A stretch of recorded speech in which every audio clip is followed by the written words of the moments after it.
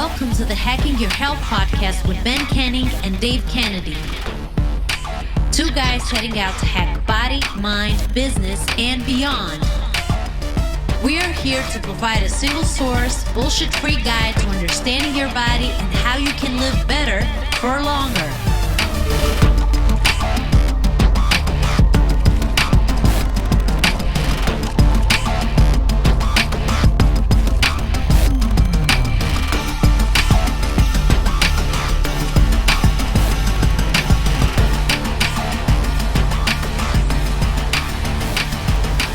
Yo, what's up, everybody? Just before we get into this week's podcast, I'd like to take a second to say two things. Number one, thanks for tuning in once again. We wouldn't be here if it weren't for every listen, every download, every watch. Secondly, if you can take time to subscribe to wherever you listen to or watch us, it would be greatly appreciated, and it would do a lot for us and the show. Thanks. Enjoy this week's episode. Yo, what's up, everybody? Welcome back. I'm Ben Canning. And I'm Dave Kennedy. I just go straight into that podcast voice, and this is Hacking Your Health podcast. It is Hacking Your Health podcast. You went right into it, man. You're like ready to go. 99. I am ready today. Is it 99 or is it 100? Is 99? It's 99. You're right. It's 90. It's 99. Come on. Okay. I would have fireworks and American flag and a bald eagle flying if it was episode 100. You're pretty much, you need to just move to America because, like, you're pretty much American at this point in time. I mean, like, you know. Yep. Trish doesn't listen to this podcast, does she? She does. Shit. So I'll just Can we bleep this out? Absolutely not. We do not edit. I'll just pass your number on to her, and you can have Trish, that conversation. I was just kidding with him. about that moving to America thing. All right, he's the one that actually told me before the podcast to say yes to that. Yeah. to set me up. Anyway, how are you, dude? Dude, I'm doing good. I feel like I haven't spoken to you in a while. Like, not like this, but like, I mean, I feel like we haven't been on the text. You've been traveling, and I've been what a shit show that was, dude. Oh yeah. I didn't even get to catch up with you and see how your travel stuff was, but no, I mean, it's been good. I had an amazing 4th of July party. Went over a buddy's house for his 4th of July celebration. It was really chill because, like, he's got this place in the kind of like on the outskirts of the metro parks, which is like a big, huge park for us. And he's got this like really awesome lake and just a really great family, and we're good friends. And it was awesome just to not have to put on a party and sit and just relax. Go to a party? Yeah, just go and I drank some beers, just hung out with everybody, met some new people. He did a fireworks show. I gave him my little Ignite controller so he didn't blow his fingers off, and it was amazing. And it was just a chill, relaxing time. And then this week has just been nuts with work, but I mean, things have been going really good, man. Training's been actually really good, except I am so tired of leg extension and leg curls. Like, there's only so many of those you can do. 5 more. Dude, it's just, I'm like, that's what I keep doing. I'm like doing leg extension, leg curls for like an hour and a half. And I'm like, when am I going to stop this? So I contemplated doing a deadlift, just like a low deadlift, but I obviously I should not, because I still got like probably 4 or 5 weeks left to heal on this foot. So, but it's like technically non-load bearing. So can I actually? No. Okay. Although I will say this, I was having the banter conversation with Matt yesterday when we were in London. I was saying about, how the internet thinks that you hurt you got your stress fracture-free deadlift. And he was like, surely your ankle is the safest part of your body whenever you're doing that. Like, if there's one place in your entire body that you're not going to injure yourself whenever you're doing a deadlift, it's your ankle. So, I mean, there you go. Right? I'm not recommending that you go and do deadlifts right now. If I got a good brace in place to where it was wobbly, it's non-load bearing part of the thing. I'm obviously not going to ask my doctor this because he's going to be like, "You're a freaking idiot." Don't ask me either, because I'm just going to tell you. Listen, I'm just saying it's not time to yet, obviously, but I will say it has been healing fairly well, and it's been. Well, I mean, the one thing that I will say is, you say you got 4 weeks left. I'm going to potentially be there in 3 weeks, so I'm gonna be doing deadlifts. Well, I'm also taking this is actually a good discussion that I don't think we've talked about a ton is peptides, and I'm taking TB 500 and BPC 157, which if you're not familiar with peptides, it's they're basically chain amino acids that your body would send to different parts of your body. And there's peptides for everything. Like there's melatonin, or not melatonin, the stuff that makes you tan. Melanin. There's actually peptides for that you take, and it actually automatically tans you, because it instructs your body to tan, thinking that you had sun. So if I see that you start getting a little bit tan, I'm like, okay, I see what's going on here. Yeah. But But what's interesting, these peptides specifically are instruction sets both for recovery and for repair. And BBC 157 and TB 500, TB 500 being more on the recovery side, allowing your body to recover faster. But the BBC 157 is really focused on instruction sets for your body to repair places heavier. So, and it is the studies are still out on this, but it tends to be localized to the area that you're injured. So if you injure your shoulder, you want to inject into your shoulder. It's an injectable into your shoulder. I get this through my doctors over at Merrick, and shout out to Merrick Health, who does all my health and shout out to Derek at Merrick. Derek for More Plays More Dates, and all the fine, awesome people over at Merrick. They're great. Michael, the guy that I have over there, is incredible. Like, I can message that dude at like Sunday at like 2 a.m, and he'll be like, "Yep, you're all set. Here you go. It'll ship out next week." I'm like, "Dude, this is great." So, but anyways, I don't mean to digress, but the peptides help you heal much faster, and it definitely has helped me recover from shoulder injuries, back injuries, things like that much quicker than you typically would. So if you're interested, check out peptides. There's a lot of great ones. Different peptides for different things. They have peptides for naturally, I put naturally in quotes, simulating stimulation for human growth hormone production within your body versus actually injecting human growth hormones, which tends to be not great for you, burning candles in both ends. But there's a lot of great peptides out there that can help out.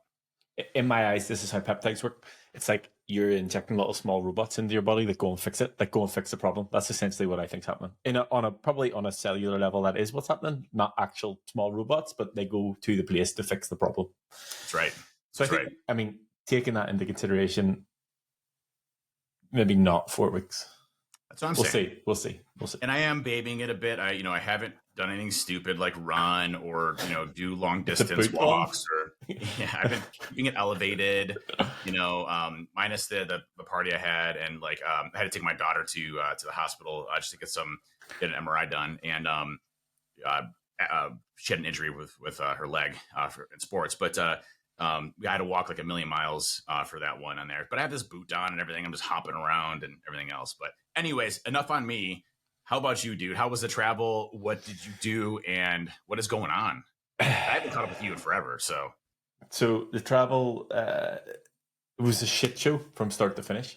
I was only going to London. Like, it's not even far away. Anyway, so we were going. I met Matt. Matt and I were going over to see Stephen Bartlett and Simon Sinek. Plan was just get an afternoon flight in on a Wednesday. The event was on Wednesday night. Get a tattoo on Thursday. Leave on Thursday afternoon. Fine. We cut it quite fine. We had a meeting with a guy that runs a conference over there. So we had a dinner booked with him, but we cut it quite fine. I actually thought I was going to be the problem. Why didn't I get invited to that? That's kind of messed up, dude. I mean, you invite me to dinner? No. Okay. I didn't do the inviting. So yeah, we had cut it quite fine that essentially I landed at 4 o'clock and dinner was at 5 o'clock, and I was like, I'm definitely going to be the problem here. And Matt and I were texting back and forward, literally left at the same time. So he was flying from Edinburgh, I was flying from Belfast. His flight was delayed. Long story short, he was delayed. We were late. So from arriving in London, our entire trip was running late. We went there for dinner. We went to the event. The event was like, when we were going, I was like, I actually have no idea what this event's about. I just knew it was Simon Sinek and Stephen Bartlett having a conversation, and they sort of opened with like, thanks everybody for coming, because we haven't said what this is about, and they've just literally had a conversation on stage. It was a cool event to be a part of. It was all the proceeds went to charity, and it was cool just to it was almost like just watching a live podcast. So it was cool. A lot of notes taken from that, things I'll start to implement into like weekly calls and potentially in-person events. So that was cool. Then we got the tattoo on Thursday. That was fine. Halfway through yesterday. What tattoo? Explain to the audience that doesn't get text messages as you're getting inked up. That's me, by the way. I'm special. So I got do it anyway tattooed. I was probably backwards there. It says do it anyway. Because I mean, do it anyway, right? Like, I don't really want to go to the gym. Do it anyway. So that was the tattoo. That is the tattoo. So we went to get the tattoo. Then it was like, right, we'll go and grab lunch, and then we'll just go to the airport. My flight was at 7. His flight was at 7:30. Both of us got notifications from EasyJet saying the flight was delayed. And I was like, right, we'll just go to the airport anyway. This next series of events, I promise I did not make up. So we got to the train. We were waiting on the train. The train that arrived initially was full. So they would not let anybody, like there was literally people squeezed into it, and it's like an hour train journey, and I'm like, I don't want to be on that one anyway. They wouldn't let anybody else on. So I was like, right, we'll go back one station, because that was like a main station. I was like, we'll go back one station, get the train there, and then we'll get the train. Still had plenty of time because the flight was delayed like 45 minutes.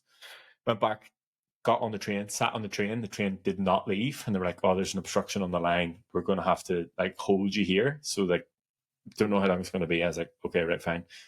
They come on the tannoy again saying, anybody who's on platform 1, which was us, and we had a seat on this train, go to platform 2, because that train is now going to Gatwick. I was like, right, cool. Got off the train, literally off the train, halfway down the stairs, and they're like, oh, change of plan, the train's going. They literally closed the door and the train started moving. I was like, right. Got over to the train on platform 2. It was full. Fine. Got back. We were now like an hour. So it was like 6, and we had to be there. The flight was at 7:30. Got a notification that the flight was now not delayed, so it was going on time. I was like, oh, we need to get this train like right now. The next train cancelled. The next train was at 6:30, so that would have been a half an hour to get to the airport, which was 45 minutes away, and still would have had to do security, get to the other terminal, and get on the flight. So we made the decision there and then that we're like, we're just going to have to stay, because we tried to get an Uber, and an Uber was 2.5 hours to do a 25-mile journey, because it's London, right? So we ended up staying, essentially. Then had to get up at 4 o'clock in the morning to get an Uber to get to the airport to come back in time, because Matt had calls and I had calls. So shit show, but I mean, not the end of the world, just inconvenient the entire time. But in general, it was good. It was good to hang out with Matt, because we don't hang out a lot. Good to get a tattoo, good to go to that event, good to be back though. I'm glad I'm like in my own space again, because it was like, you know, when you like have a I just want to be home situation. Yeah. But yeah, it was a complete shit show. Just, I mean, traveling in London is a complete shit show at best. I was like, oh no, but it's just like strikes on the trains. I'm like, what the fuck's the point in having them then if everybody's striking? But aside from that, things are good. I am getting ready for what is going to be an adventure with me and Ryan, in terms of travel and stuff like that. But yeah, I mean, all things are good on that front. I do want to say, for anybody who is listening, and I don't know if I have mentioned this, and I am going to put it out on Twitter whenever Ryan gets the video back. For anybody who is attending Black Hat and DEF CON, I will be there in Vegas, and I will have coaching slots open for people who are not clients. So keep an eye on Twitter for that, because I'm going to put a video up about how to register, book a slot, etc. Just for anybody who wants to come and have a training session, whether we train together or I take you through a session. I have a gym that has allowed me to use it for a week, so that'll be cool. But aside from that, everything's good. No complaints whatsoever. Just do not travel. It sounds like a crazy time, and but you know, it's those I think those crazy times that you remember the most, because like you're like, oh, I got remember the time this happened. Yeah. It was there's so many trips that I've gone to where, you know, just gone awry. Whenever I look back at the experiences that I had, I wouldn't have gotten into those, that, you know, just kind of forge that and make it kind of, you know, a good thing. So, you know, it's always good. But I will say, I do not miss the traveling. Actually, Aaron and I were talking about this weekend. You know, I used to travel like 80% of the time, especially early Trusted Tech days. And, you know, always away from the family. You know, I'd always call, FaceTime whenever I could. But, you know, doing the stuff where you had to sell, you know, the company and get your name out there, reputation and brand and everything else. And I'm so fortunate to be able to be in a position now, and especially, you know, over the past several years of really the critical spots, I think in my kids', you know, childhood and family, to be able to not have to do that as much, you know, whereas, you know, before, I think it was, I balanced it well. And, you know, Aaron and I was, you know, I put the acceptance speech for my Entrepreneur of the Year thing, but, you know, Aaron and I had been dating for 27 days before I shipped off to Iraq for a year. Right. So we're used to the, you know, away from like a week or so, or things like that. But I'm excited because Aaron's actually coming to Vegas with me, and we have a couple shows booked and, you know, things like that. So it's going to be really fun to go hang out and kind of have a week where I have absolutely no idea what to expect in Vegas. Yeah, I'm okay with that. I'm just going in with like no expectations. I'm just going to write whatever wave comes. Yeah, it'll be fun. Yeah, it's gonna be fun. There's so much stuff to do, and it's an experience in its own. And, you know, obviously, I'll help with planning things out for you. But it's going to be a good time, and I look forward to seeing you soon. I will say this. So whenever we were stood at the train station, I was like, Matt's flight was delayed more than mine. I was like, you go, like you get the next train and you go. And one of the things that Simon and Stephen were talking about on the night, it's like they were talking about friendships, and they were talking about like sometimes whenever you're in a friendship and someone's coming at you with a problem, you just try and fix the problem. You don't actually like listen to what's going on or give them what they need. And the phrase that Simon uses, like sometimes your friends just want you to sit in the mud with you. So like if I'm having a shit time and I come to you and I'm complaining and you try to fix it, sometimes I don't want you to fix it. I just want you to come and like accept that I'm having a shit time about something and be in a shit place with me as a friend. So he just looked at me and goes, I'll come and sit in the mud with you. So we sat in the mud in London together. But yeah, just funny timing of everything. Yeah, absolutely. So today's podcast, I'm actually excited about because, the past few podcasts we've just want to have an argument with me? I do. Okay.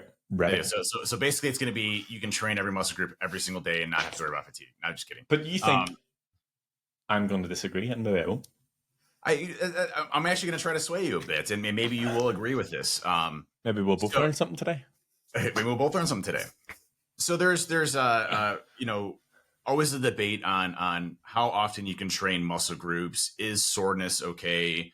When you talk about maximizing your time in the gym, for me, and I've mentioned this time and time again on the podcast, my biggest fear is I go to the gym and a year later I look the same, right? No progress, whether that's through my nutrition or whether that's through the muscle groups that I'm hitting. And I've talked about bench programs and how we structure before. We always very heavily target areas that I want improvements in based on my physique, right? So this last round was chest, and shoulders and arms, and chest being basically the main component here, chest and shoulders.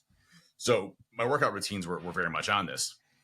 What we know from a lot of the data out there is that the more you can send the muscle building signals in your body throughout the week, the greater chance and ability and focus that your body has on growing those muscles. So for example, if you do biceps once a week, you will experience substantially less muscle growth than somebody that does it 3 or 4 times a week.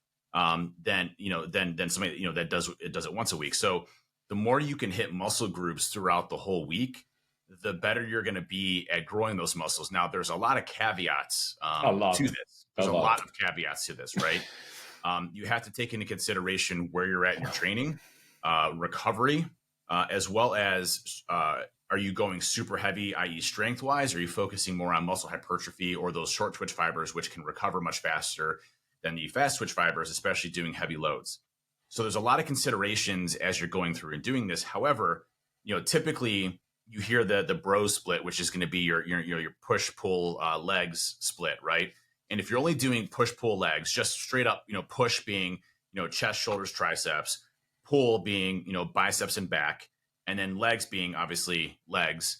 If you're just doing that split once a week or even twice a week, you may not be maximizing the amount of muscle hypertrophy or growth or progress that you can get if you turn those or converted those into more of a full body workout, and splitting those around a little bit to kind of veer the muscles in a different way. So a good example of this would be beginning of the week, maybe you decide to go super heavy on deadlifts, right?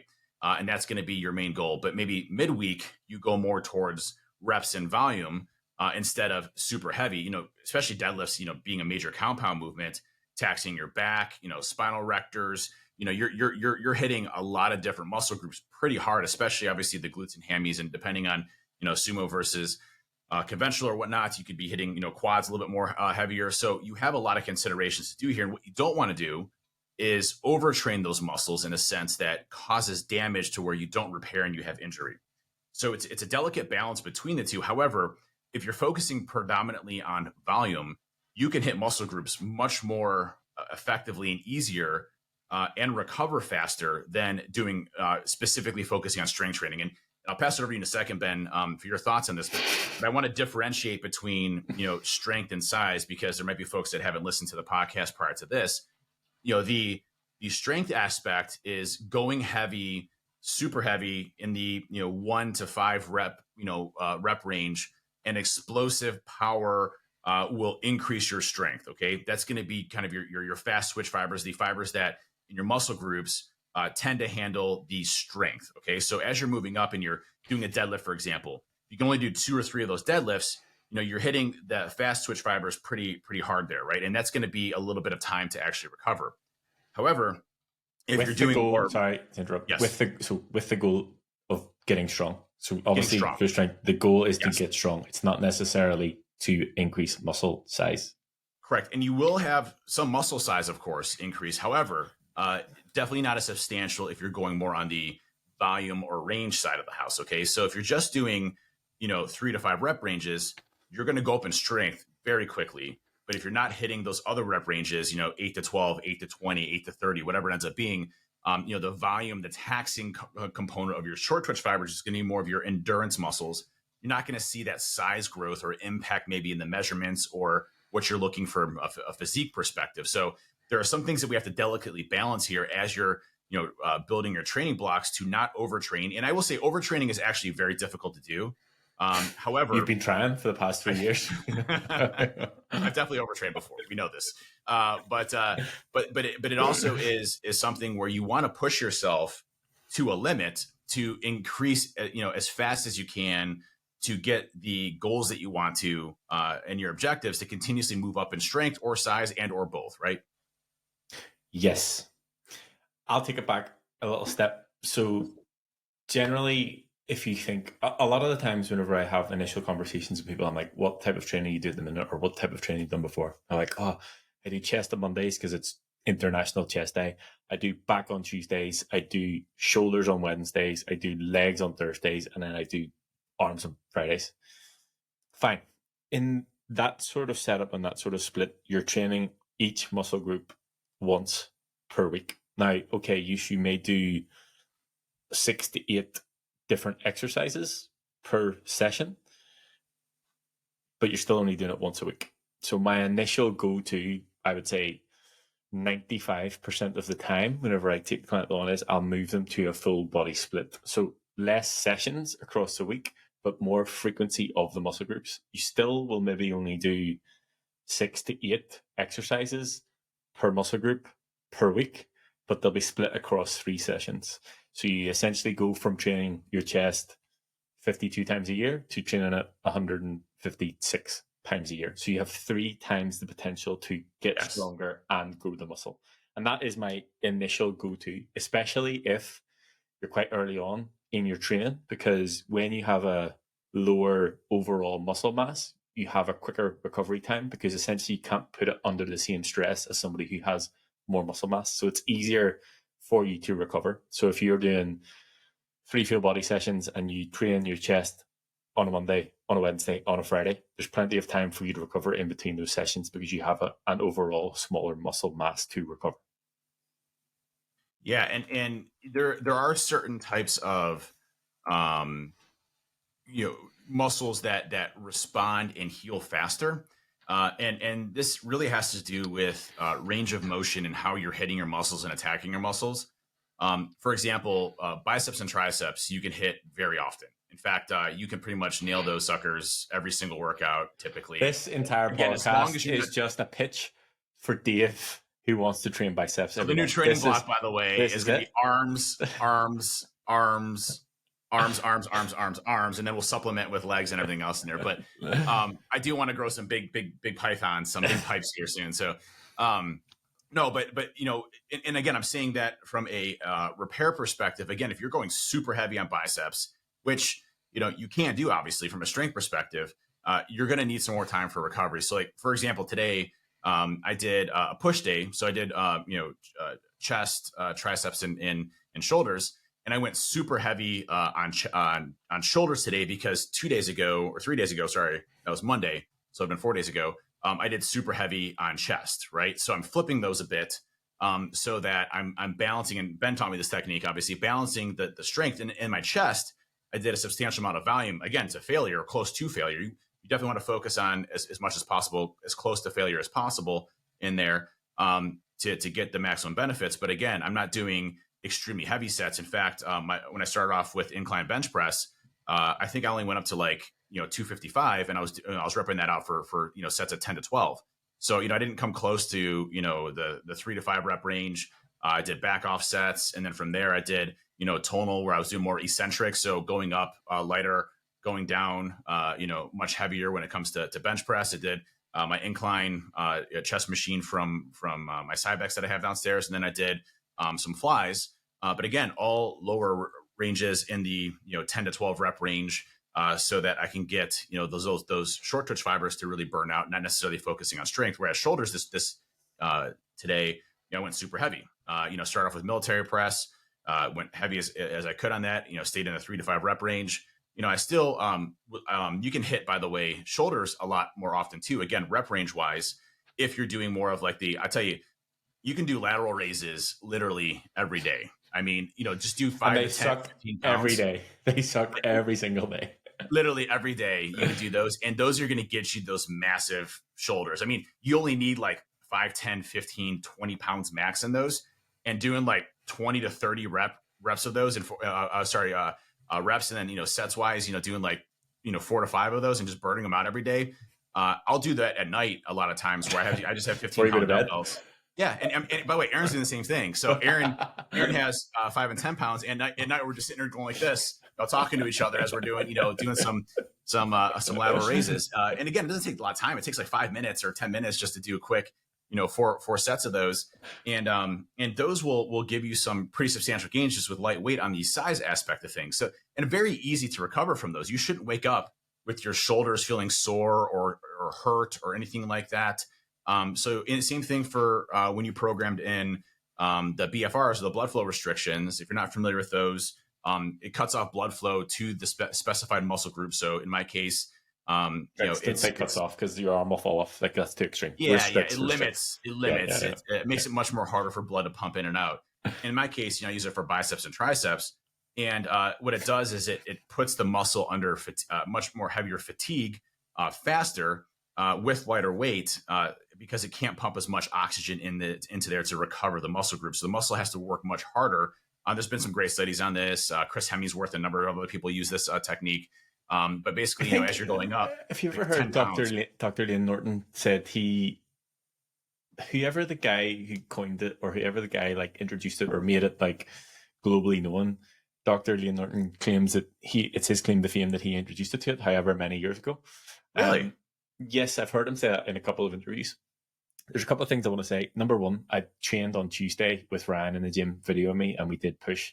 And it's been a long time since I felt my shoulders the way that I did after that. Obviously, there was like a train a little bit harder because Ryan's there with the video camera. But like whenever I went to put my bag in the boot of the car and close the boot down, I was like giving it this one to like try and get the boot down.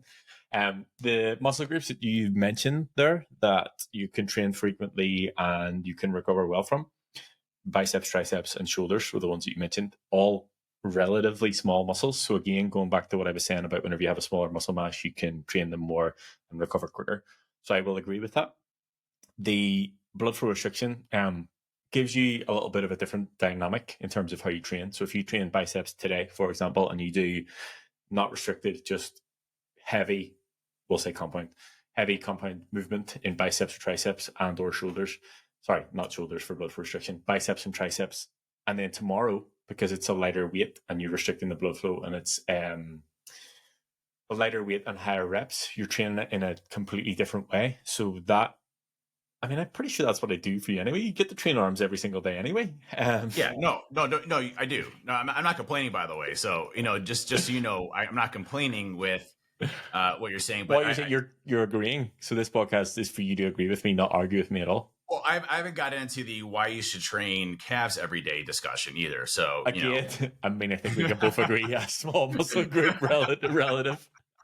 And nothing's gonna happen. By the way, I could train calves every day, 2 times a day, 30 times a day. They will stay the same. I don't know if I told this on the podcast, but I was on a podcast recently with Red Siege talking about cybersecurity. And you didn't invite me? Cybersecurity? It wasn't health stuff. I do cybersecurity. Okay. Well, I'm cybersecurity adjacent. Totally could have talked about the latest, Clop ransomware, Move It exploits, 0 day they came out. And anyways, so I was going to get the tattoo cover up on my calf. of the binary defense shield, and my wife looks at the design of it. It's in the binary defense shield. It has a lot of symbolism in it. It has our slogan is defend, protect, and secure, and each color has a meaning to it and what that kind of means for the philosophy of our culture and company. So it's not just a shield. It's kind of a statement of who we are and our culture and what we're trying to accomplish in the world to make the world a safer place.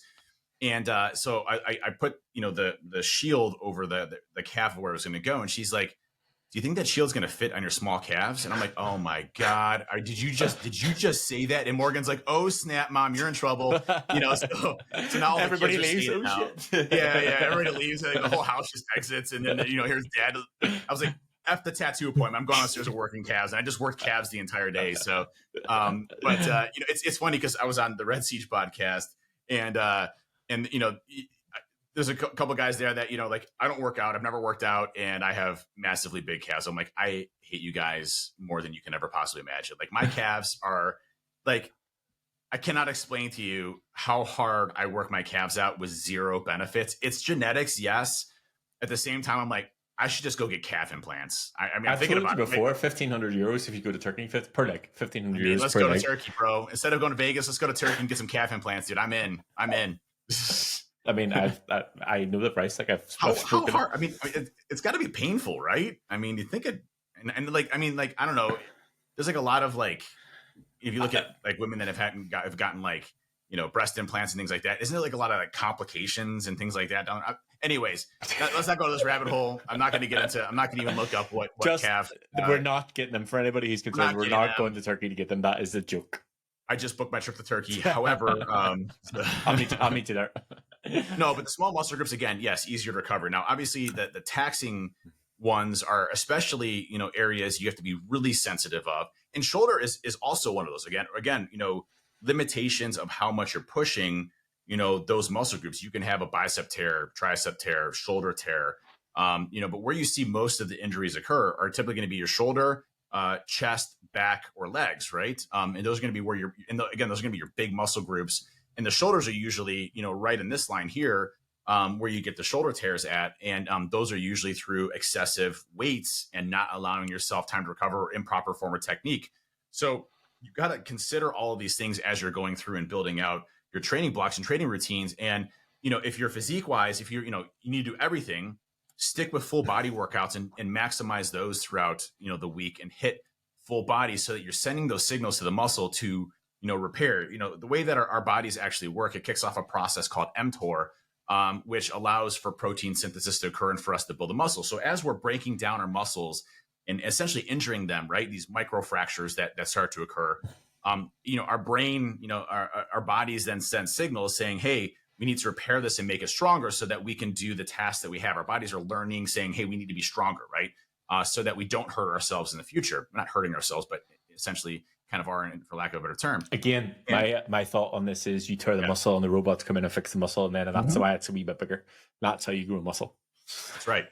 Science. So if you're just doing it once a week, your body's only setting that signal to repair once a week, right? Versus if you're hitting it 2 or 3 or 4 or 5 times a week, it's setting that signal more often. Again, you have to balance, have to be repaired though, before you start breaking it down again, right? So you have to be, very cautious of how you look at your training blocks, your routines, how you program them, how you do your different muscle groups and attack them in different ways. So a lot of times, with Ben's program, like 1 week will be one specific type of exercises that you use, and then it switches the next week to a different type of exercises, so that you don't get as bored, I guess, with routines, which I actually prefer just doing the same, ones. I like my certain ones that I feel hit my muscles, and that does change over time, by the way. But I like kind of like my routine of doing my specific muscle groups, and the types of exercises I know will do full range of motion and give me the greatest, stretch of that muscle group as I'm going up. But, attacking your muscles in different ways also has different benefits as well, because you're moving the muscle in a different way. It's having to lift in a different way. I talked about Tonal's eccentric mode, where, as you go up, it's kind of similar to chains as well. If you put chains on the ground, as you go down, it's going to be lighter. As you go up, it's going to be heavier, right? So you're focusing more on strength as you're going up, less as you're going down. It's going to be strength focused with chains versus the opposite, right? Yes, that is correct. But what I think the idea behind that is obviously in every muscle that you work, in every movement that you do, your body is strongest at a point and weakest at a point. So again, if we take bench press for example, because everybody loves to talk about bench press, at the top here, if you're lying down, obviously on the bench, you could hold this all day because your arms are straight, and essentially where the weight loads through your shoulder is directly in line with your shoulder. The further away you get and the further down in the movement that you get, so the greater the distance between where your shoulder is and then where your elbow is, which is where the weight will load because of the direction of where you're holding it versus where it is.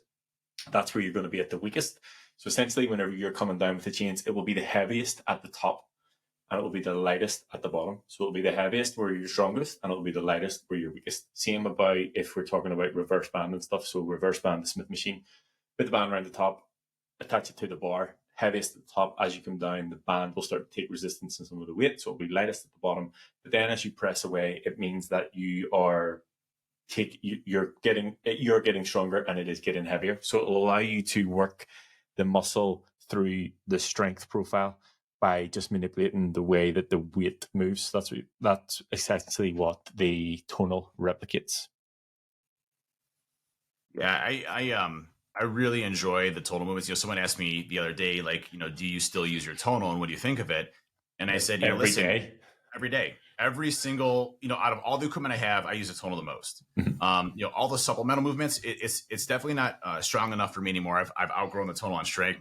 They need like a tonal XL. To me, like 500. I'm in the top 1% of tonal user base on strength, so I like keeping that record. But at 40 years old, not too bad. But the range of motion you can get on tonal and the ways that you can hit your muscles are absolutely phenomenal. Like you actually taught me the crucifix or the crossbody tricep extensions, tricep pushdowns, and I tell you that one hits for me my triceps from a range of motion perspective and how the muscles feel better than any other exercise I have ever done, including rope. Like ropes are typically like the gold standard, right? They rope, tricep pushdowns with the ropes. Those are absolutely incredible. They do a great job. They have a great range of motion. Even the overheads with the ropes as well are phenomenal for range of motion. Skull crushers are great for range of motion. But when it comes to, even if you could do this on a rope system as two, you just grab each side and you essentially bring them to your shoulders, keep your shoulders tucked in, and just push downward, as you're coming down to get that full range of motion as you're going down. And just you can even see like that range of motion just goes and hits that horseshoe, as you're going down. So for anybody who's listening and not watching, Dave's flexing his tricep. So the reason that you can see it, yes, it's right there. Yeah, right there. I can see it. Yes, good job. Yes. So the reason that I like the crossbody one is because it allows you to set it up in a way that moves.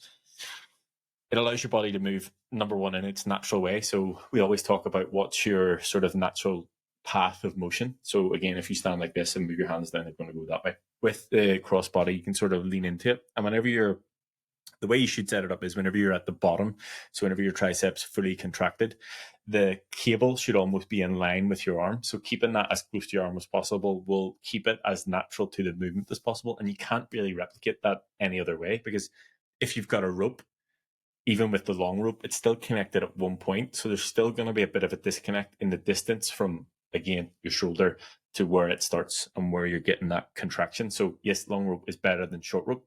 But to me, like you said, the crossbody one, if you're doing two at a time, obviously you can do single and match it a little bit better. But if you're doing two at a time, you can definitely line that up a lot better. And essentially what you should be seeing whenever you're at the bottom is the cable will literally run down the line of your arm as you sort of lean into it. And that's where you get the better contraction. Yeah, it's interesting. Like the exercises that I did when I first started off have completely changed for the most part since I've started, right? And that's I'm in a very fortunate position where I can get new equipment and try new things out and stuff like that, right? And find out and go to a gym and you see, oh my gosh, this did something completely different, right? Like pec deck is a great example. To me, from a safety perspective, pec tech is probably the best. I don't like dumbbell flies. No, I don't like how not if you've got a dodgy shoulder. Yeah. And, so again, not to continue to go into biomechanics here, but again, if you're laying down with the dumbbells here, strongest at this point, weakest at this point, and even greater than if you have a dumbbell and you're doing a dumbbell bench press. The distance between your shoulder and your elbow, if you imagine if you have it out here and your arms fully extended, it's so much further away. Therefore, the weight is so much heavier, and that's where you're at the weakest. So the weight is the heaviest at the bottom, where you're at the weakest. Like that is, I can even feel the stretch in my shoulder there. So not good. So you don't get that same pressure whenever you're doing the pec deck because you're not laying down and gravity's not against you. Yeah.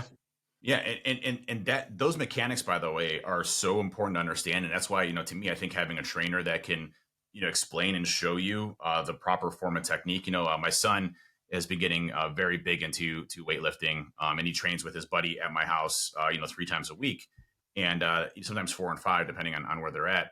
And I have different splits for them, so they do 5 times a week. It's a different split versus 3, and everything else. And I'm always down there, and I don't lift when they're lifting because I want to focus on their form and technique to ensure that they don't hurt themselves. Now I start them off on safety, not safety bar, a Smith machine, and I've gradually moved them. Now they're doing full, sumo deadlifts and conventional deadlifts. They're doing squats, full, back squats, and so these things are so important to teach them early on. But if you're just starting off on resistance training, these are the types of things that you really need to get down pat, or you're going to experience injury down the road, especially as you get heavier. And the biggest mistake that I see for most people they're doing resistance training, I see it all the time, is that it's an ego or pride thing where they're trying to lift way too much weight and they don't have the form or technique down, and you're going to injure yourself doing that. So start off with low weights, even if it doesn't feel like it's that taxing on you. You're still going to be hitting those muscles and signaling those muscles, do more reps. As you're going through and learning, get form feedback, and you can obviously go to our Discord server. There's a form check page there to talk about how to get better form if you need it. Or you can just put it in the internet, and someone will give you feedback, ask it or not. Mother effers. There's this Instagram I think I sent you, or I think I posted online too, which was, it seems like the people that give the most amount of form feedback and how to do things properly are the smallest people in the gym. And, usually the folks that are giving feedback, especially unsolicited feedback, have no clue what they're talking about, nor do they know your ailments or how tall you are or your weight or your training progress, or what you're trying to focus on. And so, there's a lot of complexities that go into form and what you're trying to accomplish. And especially like 1 rep maxes. Yeah, if I'm doing a 1 rep max deadlift, I'm going to have a little bend in my back. Okay. That's just going to happen, especially if I'm hitting 600 plus, pounds of weight. My back is going to give a little bit on that. I can't have a perfect back sometimes, and that's okay. A little bit of bend in back is all right. Am I completely bending over and hunching over like the Hunchback of Notre Dame? No. But it's controlled. It's, there's no movement anywhere else. It's stable. That's going to happen when I'm testing 1 rep max. So get over that. But they have no clue because they're not hitting 600-pound deadlifts. They're doing 125. They just started resistance training last week, and they think they're an expert, right? Well, you wouldn't take business advice from someone who didn't own a business, right?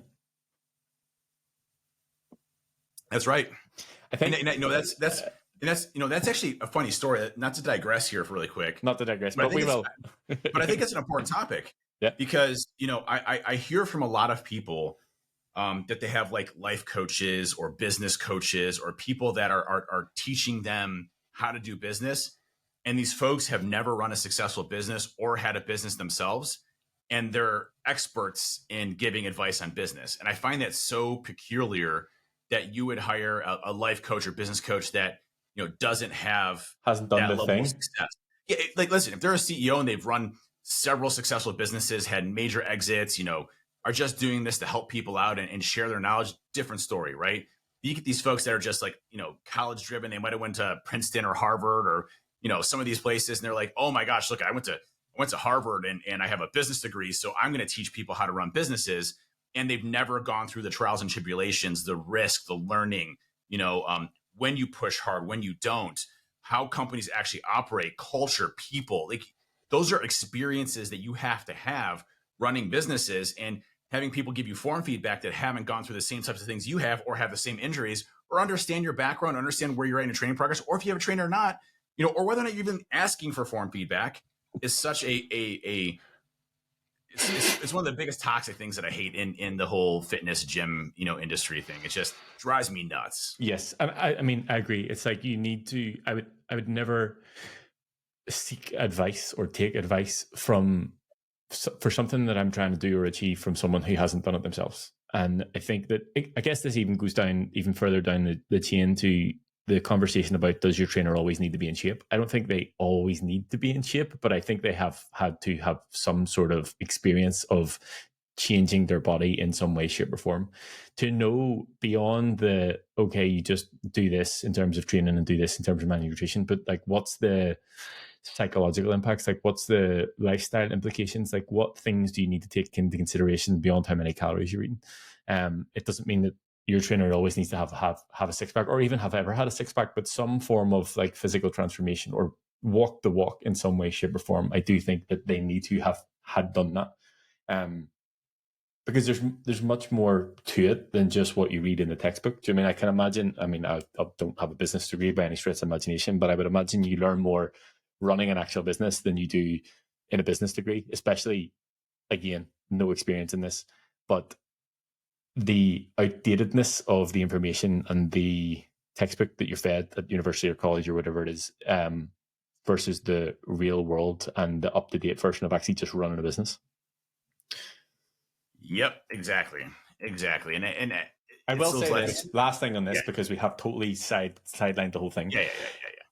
The PT qualification that I did in 2016 was nonsense. The way that I would describe it is, it's like whenever you learn to drive, they teach you how to pass your driving test. They don't actually teach you how to drive. So whenever you're out in the car by yourself, you're like, oh shit. Like, what the fuck? Like, at what page did I learn this? So I remember very well, one of my, probably like within the first month to 6 weeks of coaching, I sat down, I was having a consultation with someone, and he came at me with like some ailment about his knee and an injury. And I was like, fuck, I don't know. Like, I have absolutely no idea. And like, what page on the textbook is this? Like, flicking back around, I was like, look, I don't know. But if we have this conversation in a week's time, I'll go and find out everything I can, and we're able to have this conversation. And every client since then has taught me something that has made me a better coach. I don't even remember what they taught me when it was like the one thing that you had to do was you had to do like a mock in-person session.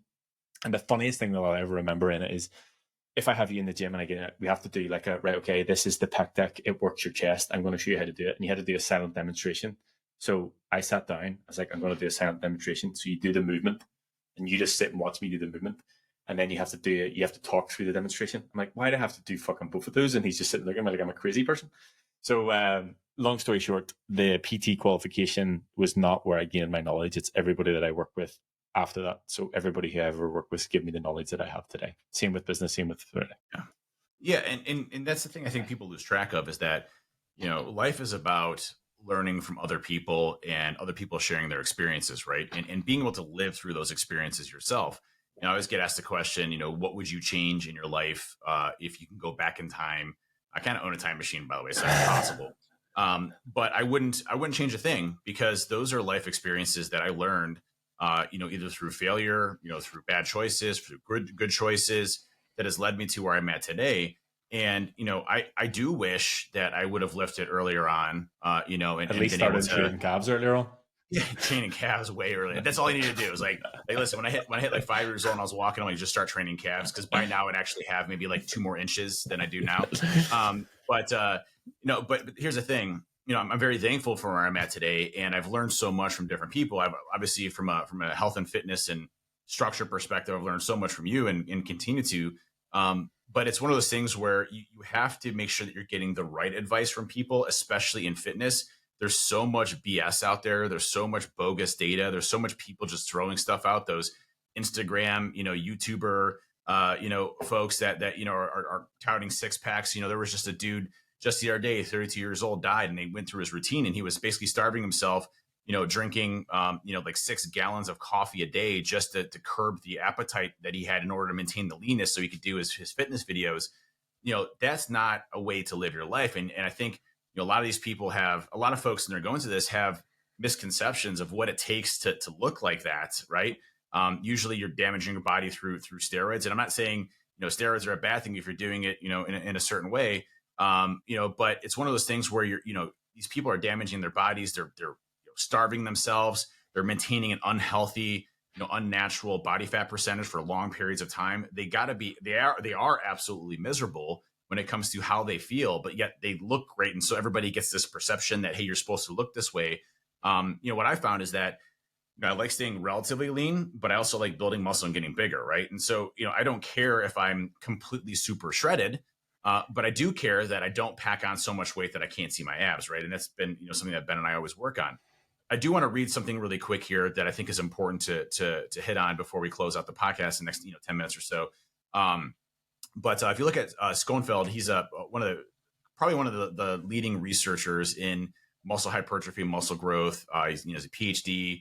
He's got so many different published papers.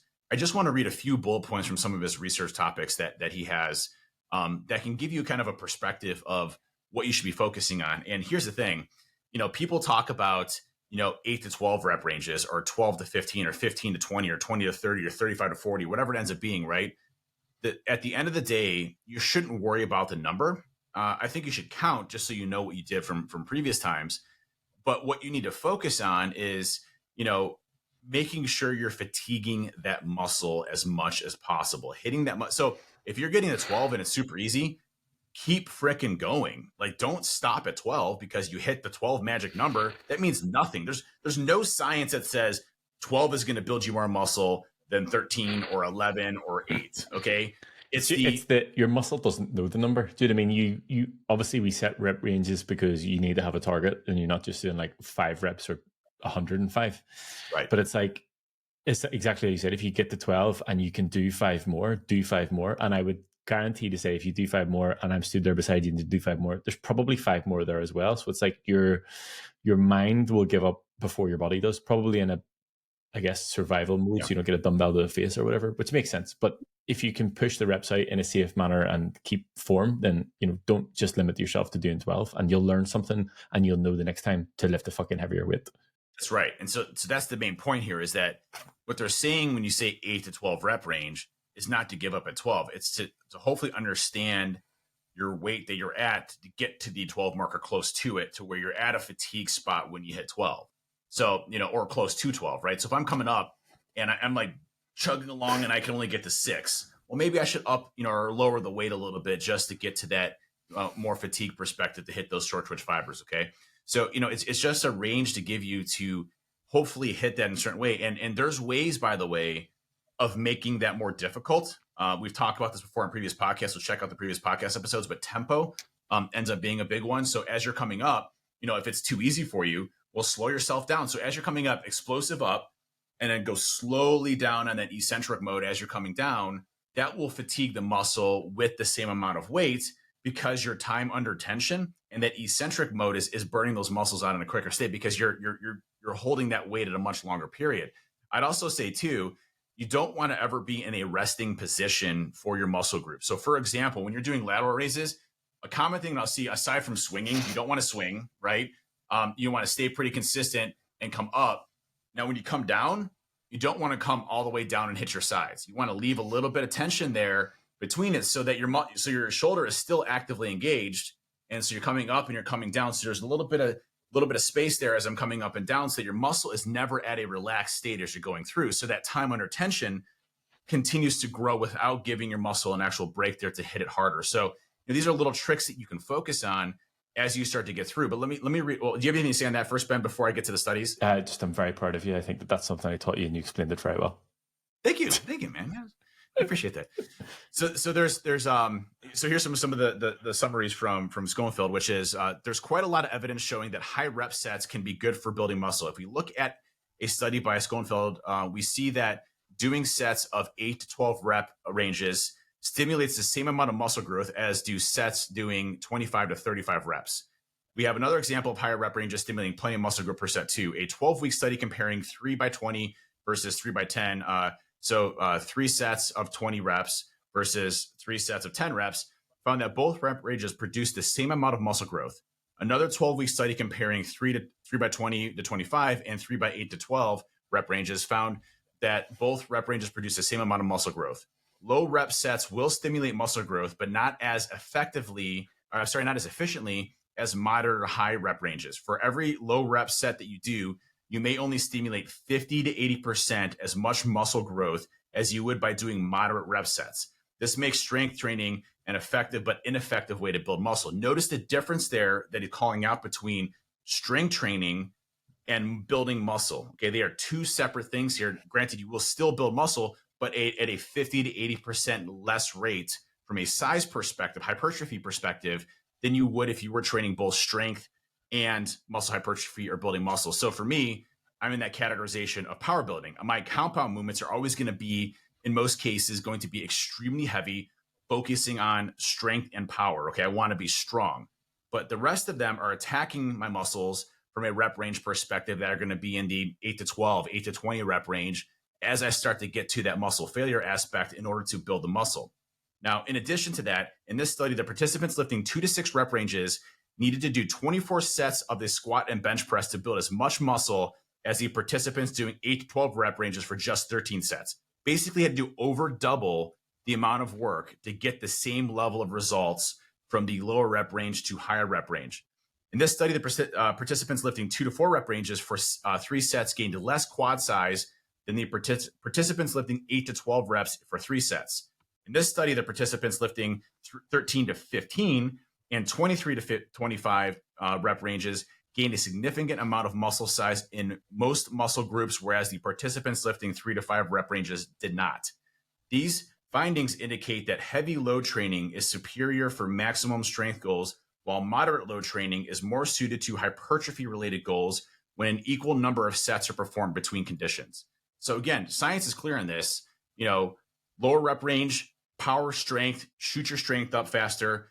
It's not going to say that you're not going to get stronger doing, mid rep ranges as well. But if you want to maximize strength, lower rep ranges, want to maximize size, physique, size of the muscle, things like that, then you're going to want to focus on higher rep ranges. Yes. And I think the biggest part in that is understanding what you're training for. And I would also like to say that is you don't have to choose one or the other. You can essentially do both. And you'll notice that a lot of the bigger compound movements, whenever I program them, will have one set that is a lower rep range of like 6 reps, whatever. And then I'll do a back off set that's like minus 20 to 30% of the weight, which will be like 10 to 15. So essentially you're training for strength in the first set, and then you're training for muscle size and hypertrophy in the second set. Yeah. And when I'm doing the ranges as well, I mean, it's not an exact like, hey, you have to do this every single time. Like there are times where I'm like, hey, I'm just going to stay within the 3 to 5 rep range. You're like, I want to lift these 150-pound dumbbells, and if I only get 2 of them, that's okay. That's right. That's right. And then sometimes I'm like, you know what? F it, I'm going for even higher. So like I'll get to like the, like 555, and I'm like, okay, I want to get to 575 on my deadlift because I'm just feeling great. And I only do one of those. That's fine. But I'm hitting that strength and that power, that explosiveness, the things that will allow me to increase my deadlift to be stronger. And I do think, at least for me, this is my personal goal, right? I don't want to just be physique. I want to be very strong as well. I want to be the strongest person. Strong, you want to be strong. That's exactly right. You look at these bodybuilders, and again, by the way, holy crap, impressive, right? Their bodies are absolutely majestic when it comes to what they're able to accomplish, genetics and everything else that goes along into that. But in most cases, I'm deadlifting more than them. I'm squatting more than them. I'm power. I'm doing everything from a power perspective much more than them because they're focused on the rep range. They don't care about the strength. And that's a great goal, by the way. Like that's cool. If you want to have the physique and not necessarily have a substantial amount of strength, that's fine. And by the way, there's polar opposites. There's the one guy in the channel, dude's like, got to be like $135, $145, and he out deadlifts me. I mean, it's just insane, right? I mean, the strength is there, the size isn't. I mean, he's still big, but he's just smaller build frame. Dude is strong as hell, right? So you can be super strong and look relatively lean and fit, right? Which is where some people want to be at. Or you can be big, not be strong, or you can be big and strong. So there's different ways of attacking this based on your desired results. For me, I wanted the blend of the both, and that's what we've been training for. And it's funny because you listen to earlier podcasts. I've been split between what I wanted to accomplish, and I never knew exactly where I wanted to go. And I eventually kind of found my home in the power building side, which is very similar to where Jeff Nippert is at, by the way. Dr. Lane Norton, by the way, he's a great example of just straight powerlifter. His exercise routine is just lift heavy shit, and then that's it. And he goes away, but the dude's jacked. I mean, he's big, and he's same height as me. I think he's like 6'4", 6'5". I think he's 6'5". Deadlifts, 700, plus, and he looks big, and all he does is just lift heavy stuff. But that's taken him, 20 years, slow progress, right? So again, maximize time, especially when I'm in my 40s, get as big as I can, get as strong as I can. That's my goal. Agree. So to round up, understand what you're actually training for and what you want, what rep range you should be working through, and how often you can and should hit those muscle groups. That's right. This is a great podcast. I love this one. And we didn't even argue at all. No, we didn't. And I knew it was going to be fine, but but basically what's great is you approve me training, doing deadlifts every single day for every week. Off the tree, deadlifts every single day with my broken foot. It got approved from you today from this podcast. Everybody heard it here first. So, no, but listen, thanks so much for tuning in for this week's episode. We got a special episode coming up, our 100th episode coming out. Super excited about it. We have a lot of things planned. It's going to be the most incredible episode you have ever heard. You're going to want to tune in. No idea what we're talking about. We kind of do, but it's going to be an amazing time. And I just want to say special thanks to all of our listeners that's tuned in. Listen, if you've gotten this far and you've listened, you've given us 99 hours of your life. Respect and thank you. Yes, absolutely. To our loyal followers and the folks that inspire us every single day. You folks are literally motivating us, seeing the progress, seeing your journey. It's incredible. Keep it up. Keep kicking ass. And, we'll tune in again for another week at our 100th podcast. And I look forward to seeing everybody or hearing everybody and listening to you. And have a good week. See you next week.